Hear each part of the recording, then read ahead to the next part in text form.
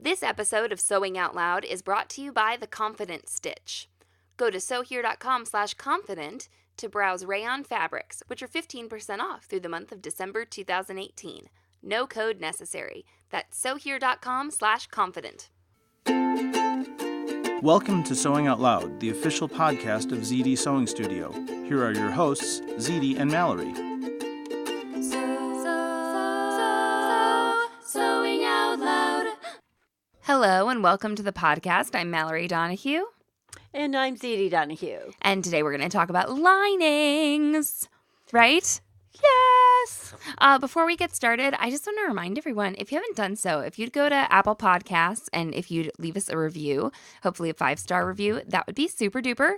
It's very helpful. We haven't asked for reviews in a while, and it's always good. So if you would like to support the podcast, that is one free way to do it. It is kind of a pain in the butt, but if you could take the time. I'm not going to pretend like it's the most fun thing to do, but if you could take the time to do that, that would be amazing. So thank you very much to everyone who has reviewed us or plans to do so. All right, lining.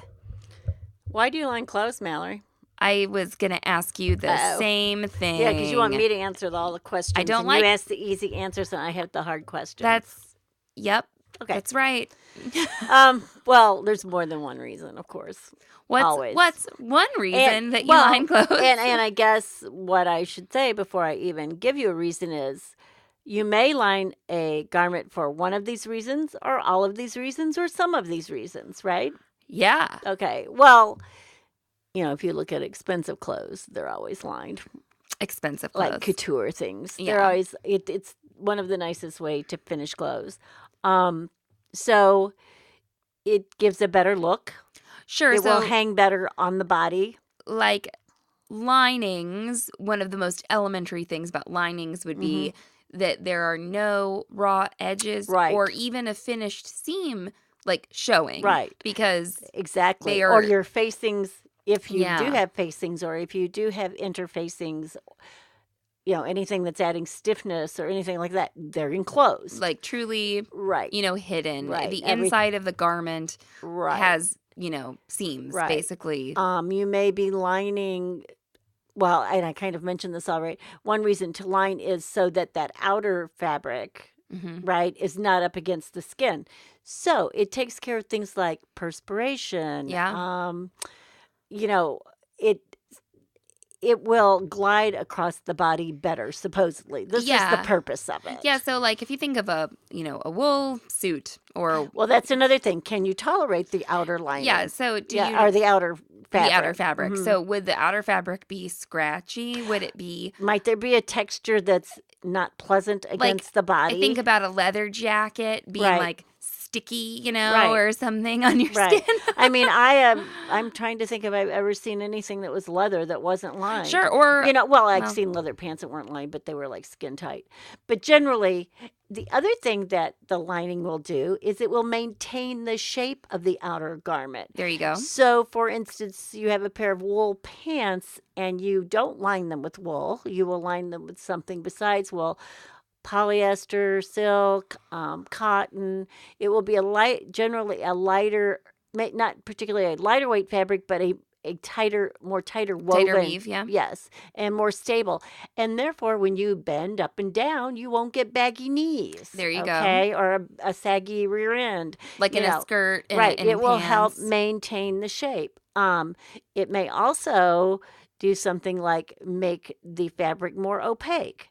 So you're not seeing an undergarment. Now, obviously, we make garments where we want to see undergarments sometimes. Like we want to see the bra show through or something like that. Or there's a fabric that's opaque enough where maybe it doesn't, need a lining. Right. Some fabrics need linings to act as the garment you want them to be. In the olden days, we didn't show off our undergarments through our outer garments. Right. Okay, that was not considered totally acceptable. Well, I found fabrics before that I just loved, and then I was like, oh, the light shines through this. I must That's right. line this. You must line it. Yeah. Another reason, and I think this was brought up in a post or a question or something, is warmth.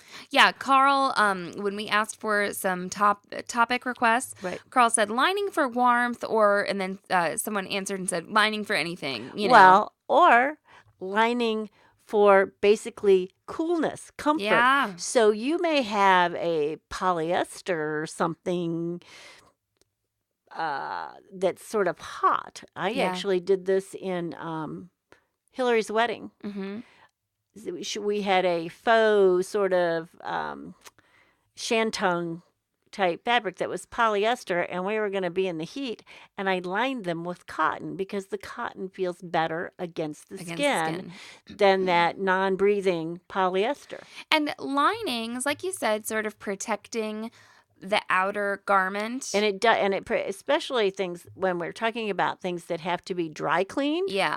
A lot of times with a lining, you do not have to launder, or clean a garment as often. So it can also eliminate the need for maybe a slip sometimes. Yeah. Or I thought you were going to say facings. Same.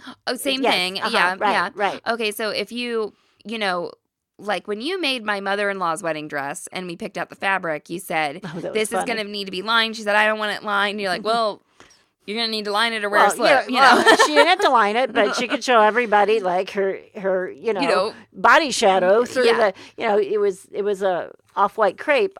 It had to have lining. Now, I didn't line the sleeves. Sure. Okay. Okay. Yeah. I lined the body of the garment. Mm-hmm.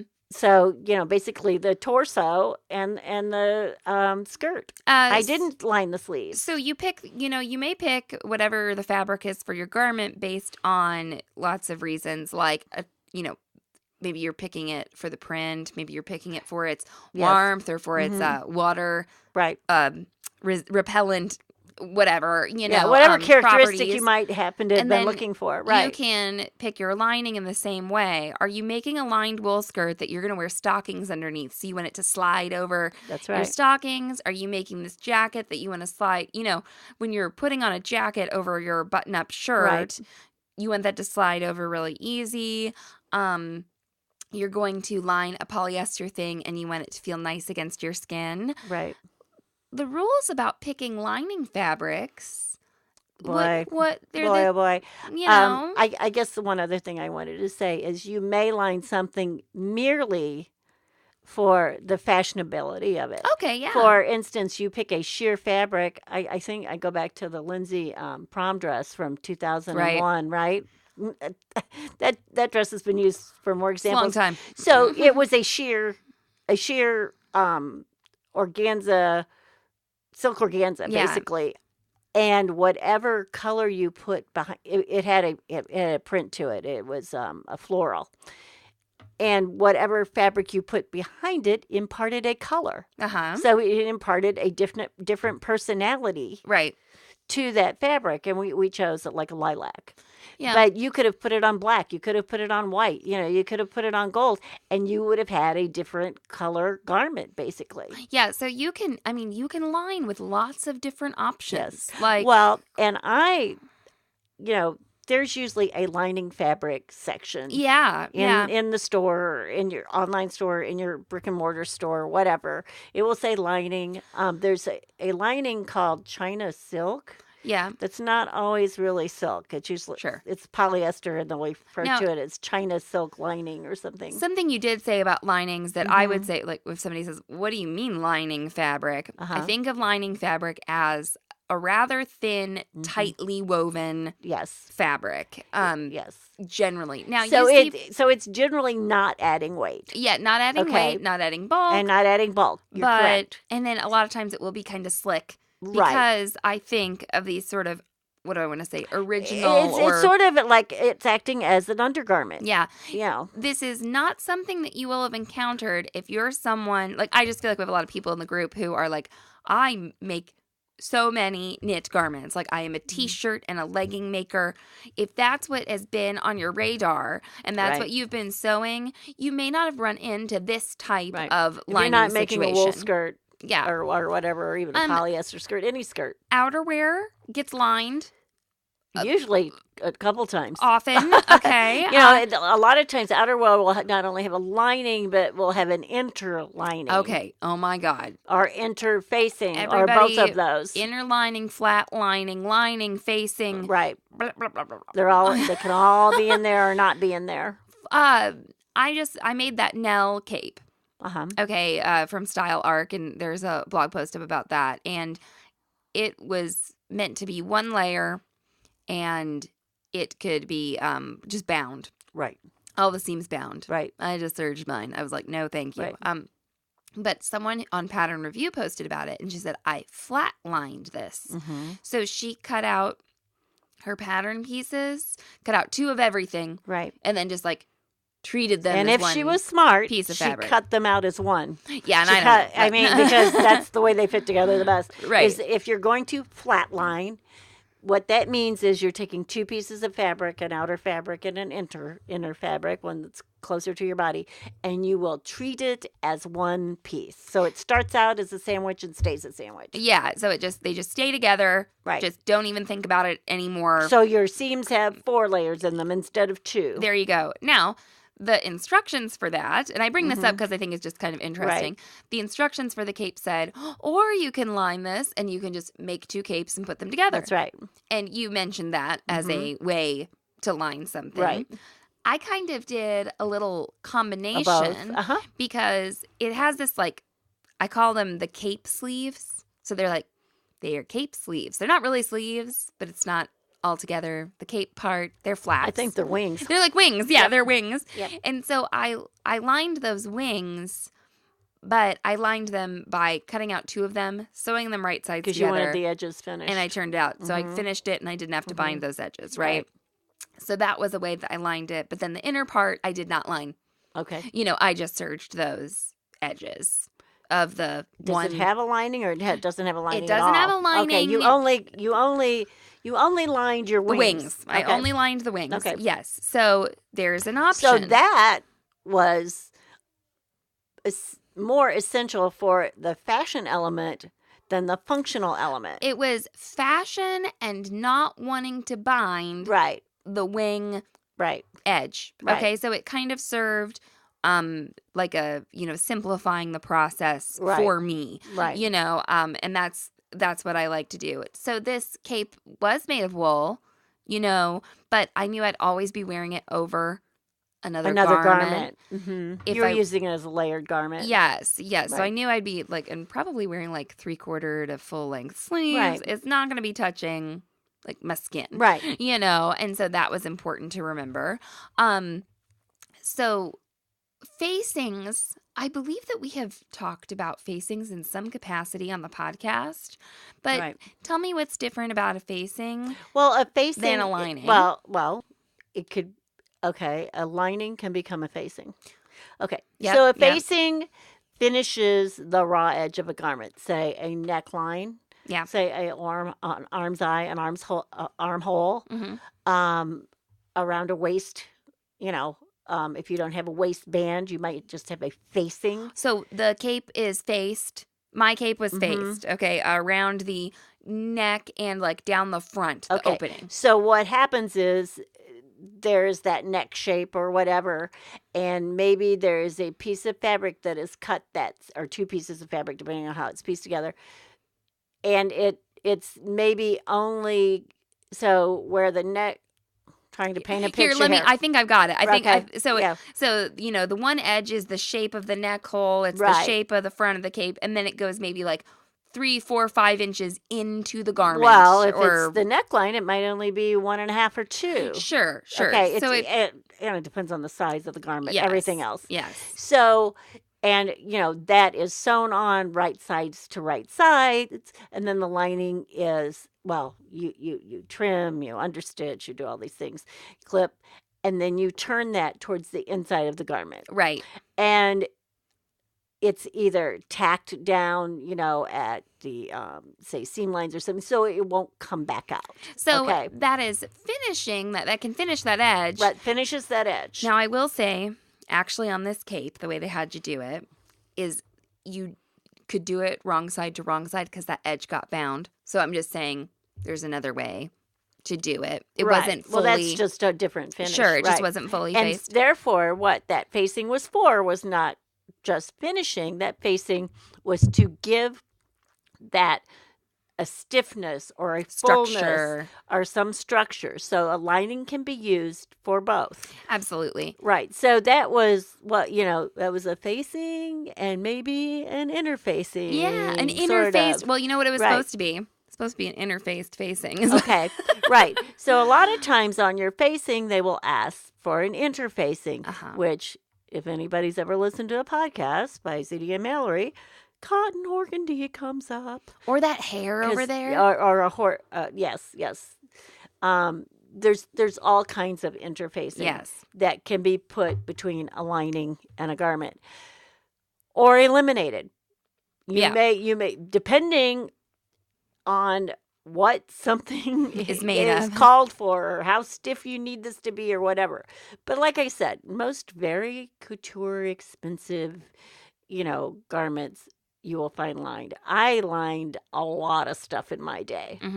Almost anything that was woven, I lined, and I would line the entire garment. So I have not lined a lot of things because I've made lots of knit garments. I've made a lot of faced jackets, like the blazer. Yes. The Morris blazer I made, faced. This cape, faced. But it's not uncommon for that facing, for there to be a lining in there, and then that facing to go back and fold over the lining. Absolutely. That's common too. So just for me, right. I have not done that. So let's take a break.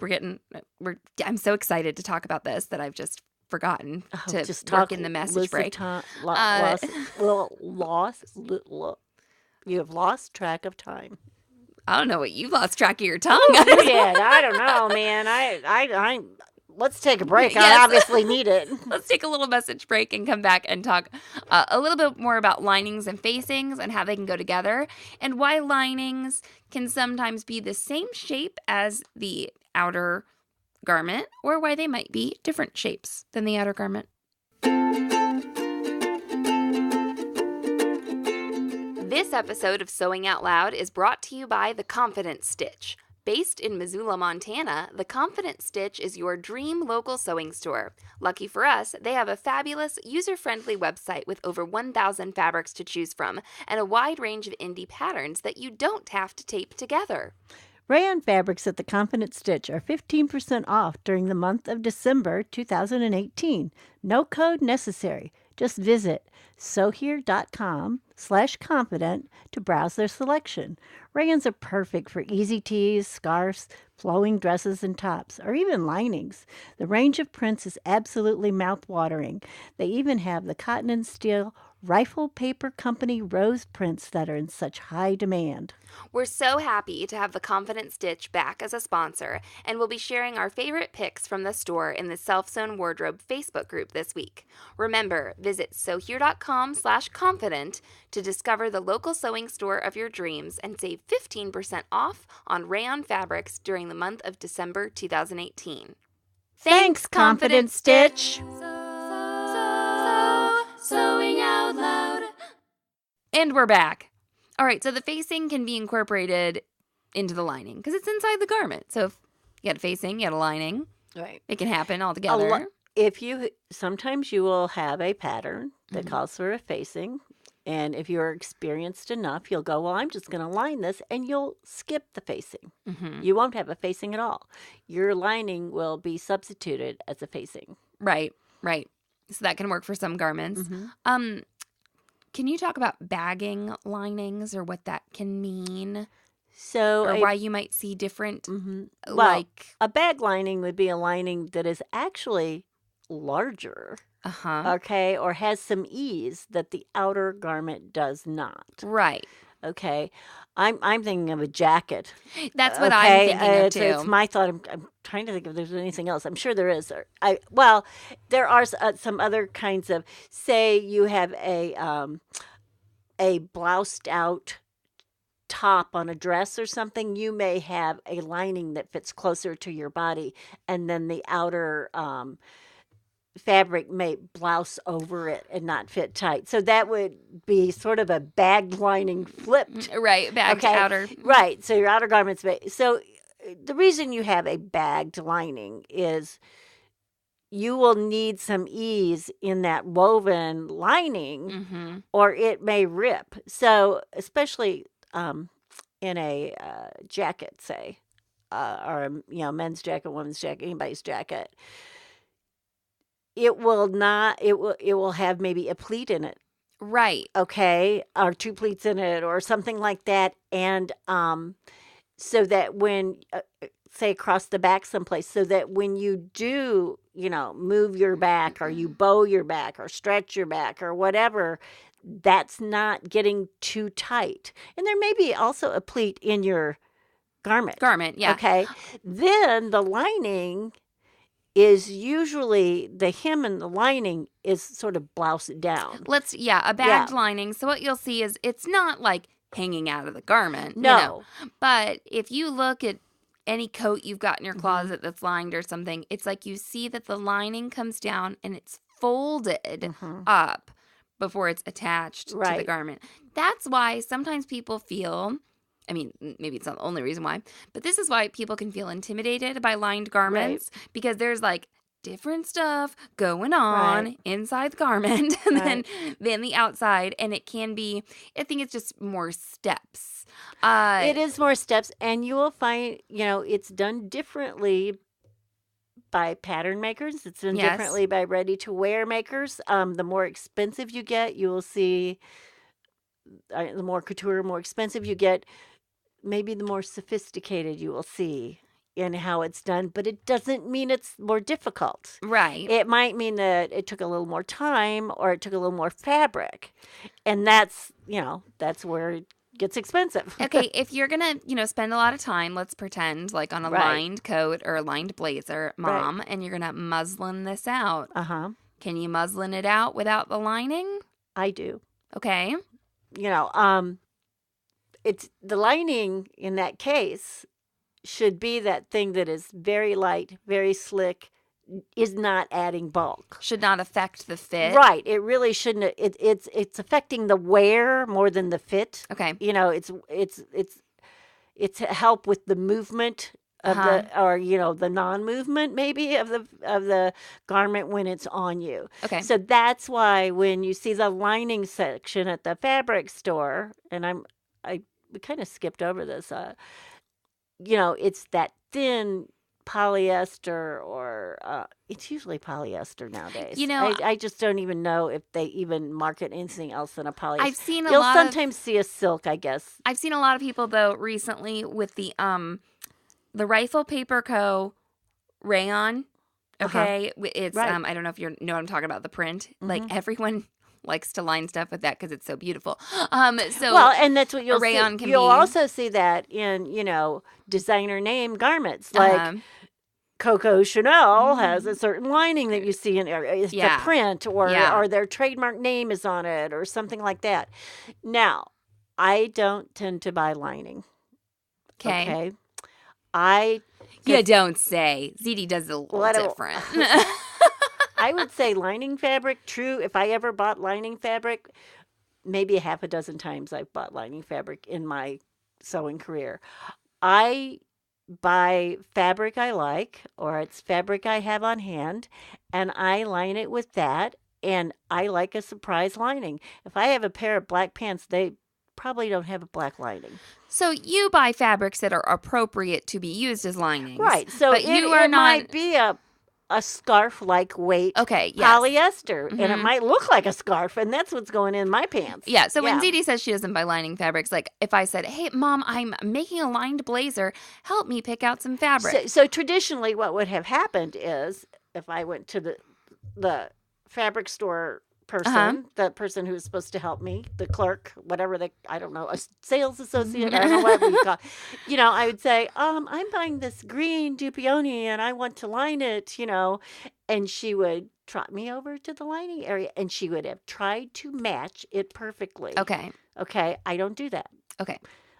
I say I don't do that. I'm sure there's an occasion where maybe I wanted the fabric, it could have been that I wanted it to be similar. But for Hillary's wedding, when I said I lined all of those polyester dresses with cotton, I pre-washed all that cotton. And what did I let all of you do? I let you all pick your lining. Right. I pulled out 4 or 5 different cotton fabrics. Some of them were boutiques, and I said, everybody pick a lining that you like. Right. And everybody wound up with a different lining. Man, Zede shared this tip somewhere once, and then someone kind And of somebody freaked. No, they stole it. I mean, it's not like you're not like the first person. Oh, they to stole do this, it. Well, I don't think so.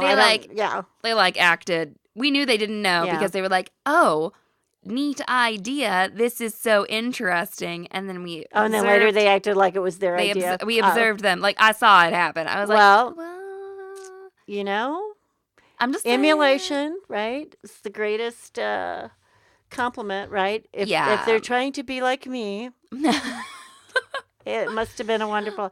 But I think I started doing this. Actually, almost it was a fluke. Something called for a lining. And I was like, I don't want to go to the store and get a lining. Right. Oh, I have this cotton damask. I'm going to use this. Is there any rule against this? Well, and in those days, if you wanted to find out if there was a rule against it, you had to go to the library. Like you couldn't just look it up on Google. Now, again, here we are, and I'm going to make my Zedeism, right, is can you use, what can you use as a lining? Why did you decide to change the lining? Or, how come you're not using the lining that's recommended on the outside of the pattern envelope or in the instructions? I can choose the lining I want because I understand linings, right? I know why the rules were made. I know why it was supposed to be light. I know why it was supposed to be slick. And I know why it was supposed to match the fabric. So if I understand all of those things, I can break them accordingly and still wind up with a nice garment. Yeah, so you said that you don't muslin things out with a lining necessarily because it'll be thin lining. Okay, I don't think I ever have. That's what I can tell you. What if? Maybe I need to, but I don't remember ever having done that. Okay, what if we try to answer Carl's question? And he says, I want a line for warmth. Yeah. Okay, so you're not going to be slick and thin. You're going to use a Sherpa or a shearling or a, whatever. Right. Whatever you're going to use. I would be tempted if I was messing with the rules like that, if I was going to start to, line with something like that, I would muslin that out. Okay. Because I would be tempted to muslin my lining, and I might not even have to worry about my outer garment. I think that's right? Reasonable. And lining for warmth, is this in a pair of jeans, or is the, which you're going to be wearing inside and outside, or is this in a coat where you want, a good heavy parka type lining? So there's all these different reasons, or not reasons, I would say instances that you have to think of why you're doing this. When I was growing up, jeans or breeches lined with flannel were big. Sounds big deal. Awful. It was, well, if you would have had I guess if you're cold, okay. Did you have to walk uphill both ways? We didn't have insulation in our homes. Yeah. Okay. I mean, we walked uphill to school, right? Both ways. Yes, both ways. In the snow. Well, it was freezing, raining, whatever. Right. No, but so, and little boys and little girls' pants and little what we call dungarees were commonly lined with flannel. Right. And they were generally treated with a flat line. Like you were talking about. Like I was talking about, just treated. So, there was a piece of denim or some sort of corduroy or something, and then a piece of flannel up next to it. Those fleece-lined leggings, make me hot. I hate, talk about a sweaty crotch. I have them. Now the thing is you might not line the crotch. You might put a gusset in and leave it it's not lined with that. Yeah, I get whatever. Anyway, moving on. But I think that maybe sewing for warmth should be a different podcast. I would think so, because there's a few things that we can keep in mind there. So I think that if you're muslining for fit on something lined, and you just want to know, does this fit across my bust and my shoulders or something? I think that is kind of a good tip. No, I mean, if I, like you said, like a Sherpa or something like that was gonna really heavy, add bulk. Yeah, I might consider doing my muslin with that. Right. Or, so. And people are talking about muslins again. That it always comes up. Well, can I use any fabric? Well, you can, but that doesn't mean that then you're going to work in the other fabric. Yeah. you can use, if you want to muslin something, use muslin. If you want to get an initial fit. Right. But know that then the next fabric you make it out of might be a little bit different. I think we even talked about this to ready to wear. You can go and you can buy a pair of jeans, and you can go straight back to that same store who makes that product, who has their label on it, and buy another pair of jeans. Right. Same fabrics, and they will not fit exactly the same. There's always some sort of factor that can change. I think we've given some good reasons for lining. For lining. I don't think that, like, and you've kind of talked about couture and nicer things, and I think lined garments for daily wear have really gone sort of like out of vogue as we've been wearing more and more knits. Right. The lining, that I probably have the most experience with is formal wear. Yeah. Wedding dresses. And the thing about lining a wedding dress is it allows you to build like interior structure. Sure. Well, and then it's all closed in. Oh, I'm gonna put boning in this wedding dress. Right. I'm gonna put all this. that I'm kind gonna put of that. stuff. Yeah, absolutely. Or using those specialty sheer fabrics. Right. And adding structure. And those are so big or nowadays. Just, yeah. Right. Yeah. So I think we've done a pretty good job with the lining things. Well, we'll take questions. Yeah, we'll take more questions if you have more specific lining questions. But yes, they can be more complicated. Different things can be going on inside the garment than outside. And yes, some. pre-shrink your lining. Yeah, do launder everything you it would. or however you're going to launder the garment. Right. But yeah, I think that pretty much covers sort of our lining motivations. I see. But I think that, Carl asked about lining for warmth, and I want to do a sewing for warmth episode. Okay. Do that. So we'll do that. Yeah. All right. Well, thank you so much for listening. You can find us on Instagram at SewHereCom. Go follow us there so we can get to 10,000 followers and do cool stuff on Instagram. Okay. So long and so happy. Thanks for listening to Sewing Out Loud. For even more expert sewing advice, visit sewhere.com.